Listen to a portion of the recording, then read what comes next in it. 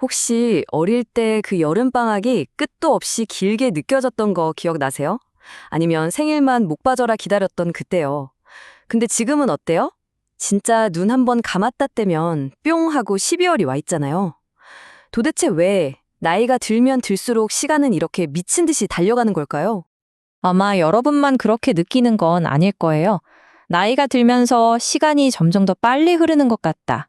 이 느낌 굉장히 보편적인 경험이거든요. 마치 시간이 우리 곁을 쌩 하고 지나가 버리는 것 같죠? 자, 바로 여기서 핵심을 말씀드릴게요. 시간이 빨라지는 게 아니고요. 우리가 시간을 좀 잘못 재고 있는 겁니다. 그리고 이 기묘한 현상을 설명해 줄 무려 100년도 더 된 아주 흥미로운 철학적 아이디어가 하나 있어요. 우선 시간이 왜 이렇게 빨리 가는 것처럼 느껴지는지에 대해서 과학계에서 흔히 말하는 설명들부터 한번 짚어보고 넘어가죠. 첫 번째는 비례이론이라는 건데요. 이건 아주 직관적이에요. 제가 10살일 때 1년은 제 인생의 무려 10%나 되는 엄청난 시간이잖아요. 근데 50살이 되면요? 고작 2%밖에 안 돼요. 그러니까 우리 뇌가 말 그대로 시간의 상대적인 크기를 다르게 받아들이는 거죠. 신경과학적 얘기도 있어요. 매일 반복되는 일상 있잖아요. 그게 우리 뇌를 일종의 자동 모드로 만들어버린다는 거예요.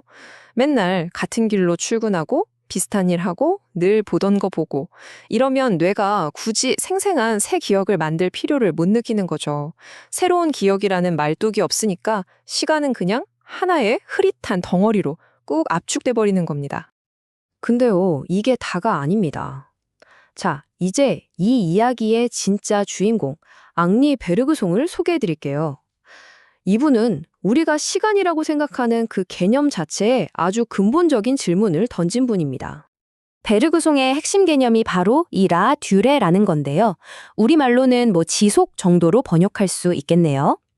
이건 시계가 똑딱거리는 그런 시간이 아니에요.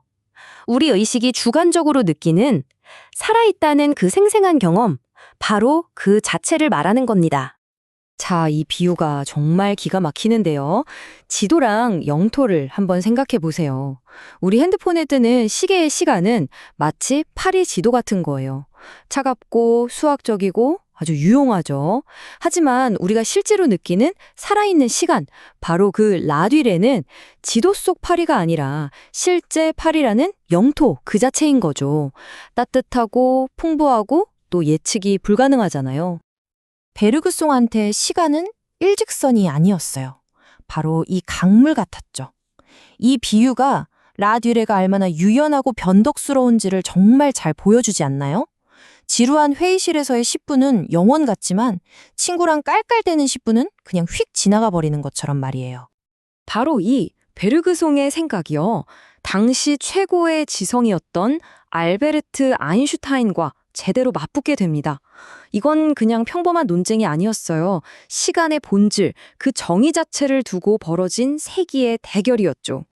1922년 4월, 파리에서 두 거인이 만납니다. 아인슈타인에게 시간은 뭐였을까요? 우주를 이루면 네 번째 차원, 아주 냉정하고 변하지 않는 물리적인 실체였어요. 하지만 베르그송에게 시간은 바로 우리 내면에서 흐르는 살아 숨쉬는 주관적인 경험 그 자체였던 거죠. 아인슈타인은 아주 단호했습니다. 베르그송이 말하는 그런 철학적인 시간은 그냥 심리적인 착각일 뿐이라고 딱 잘라 말했죠. 진짜 시간은 오직 물리학의 방정식 안에만 존재한다고 믿었으니까요. 와, 하지만 베르그송도 여기서 물러서지 않았습니다. 정말 열정적으로 받아쳤죠. 당신의 그 방정식은 인간 경험의 심장, 그 뜨거운 맥박을 무시하고 있다고요? 시간을 살아있는 생명체가 아니라 실험실 테이블 위에 놓인 차가운 시체처럼 다루고 있을 뿐이라고요. 정말 강력한 한방이지 않나요? 결과적으로 보면 과학계는 아인슈타인의 손을 들어줬어요. 그의 이론 덕분에 우리가 지금 GPS 같은 기술을 쓰고 있는 거니까요. 하지만 베르그송의 이 라 쥐레라는 개념은 철학, 예술, 그리고 심리학이나 마음 챙긴 분야에서 아주 조용히 하지만 굉장히 강력하게 살아남아서 지금까지도 우리에게 큰 영감을 주고 있습니다. 자, 그럼 이제 이론은 이쯤 하고 실전으로 한번 넘어가 볼까요? 베르그송의 철학을 우리 삶에 직접 적용해서 이 미친 듯이 흘러가는 시간을 붙잡을 수 있는 구체적인 방법들을 한번 알아보겠습니다. 핵심 전략은 딱 이 네 가지입니다. 새로움, 마음 챙김, 일상 탈피, 그리고 지루함. 이걸 통해서 우리 뇌를 살짝 속이고 하루를 더 길고 풍성하게 만드는 거죠. 자, 그럼 하나씩 한번 파고들어 볼까요? 첫 번째, 바로 새로움입니다. 우리 뇌는 새로운 걸 경험할 때 기억 저장소를 풀가동시키거든요.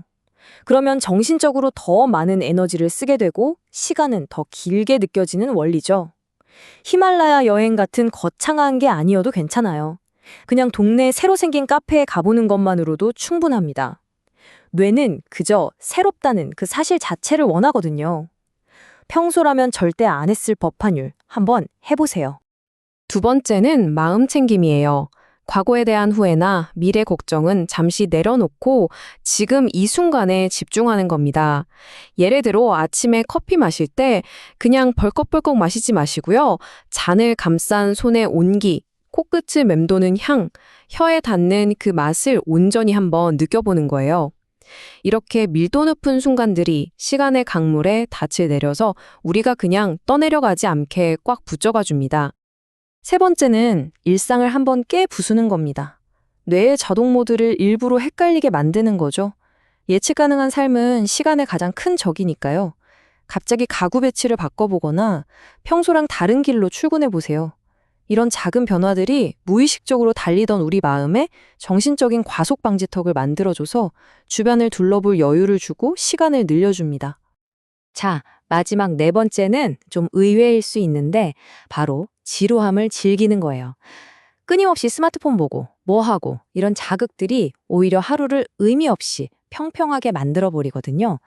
가끔은 그냥 아무것도 하지 말고 멍하니 창밖을 보세요.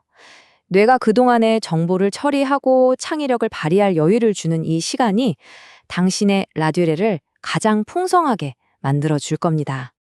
결국 시간은 어디로 사라지는 게 아니었어요.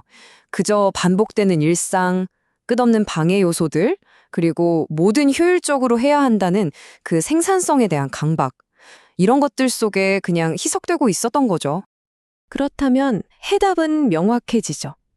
효율성을 좇기보다는 강렬한 경험을, 생산성에 집착하기보다는 바로 이 순간에 존재하는 걸 선택해야 합니다. 이건 두 가지 삶의 방식 중에 뭘 택할 거냐 하는 우리의 의식적인 선택의 문제인 거예요.